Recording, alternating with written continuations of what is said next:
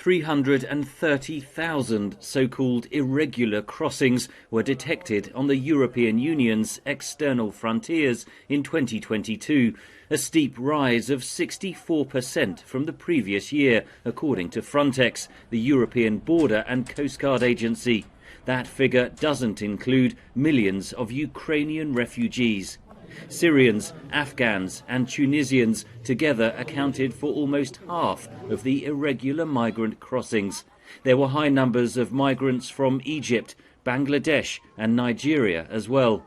The security situation and the economic situation in most of those countries and regions has worsened even more during last year. The Western Balkan route and the Central Mediterranean route to Italy accounted for most of the irregular arrivals. Italy's government passed a raft of asylum legislation this month, which charities like Doctors Without Borders say make it harder to rescue migrants at sea and bring them ashore. Greece is also cracking down on migrant rescue organisations. Political attitudes have hardened with the war in Ukraine, says analyst Camino Mortera Martinez. The common discourse at the moment here in Europe goes something like, okay, we are dealing with already like a massive refugee crisis from our neighborhoods.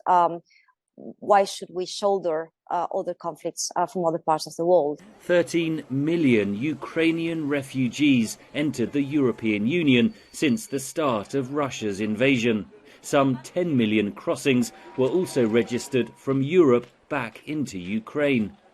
We see that attacks on the civilian infrastructure are part of the war strategy of Russia. And so far, they have not resulted in increased outflows. There's a remarkable resilience of the Ukrainian society and economy.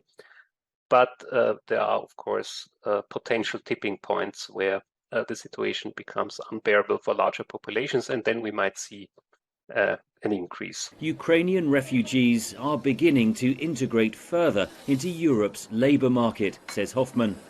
The first year is a year of basic orientation somehow, getting the fundamentals of one's life in order again.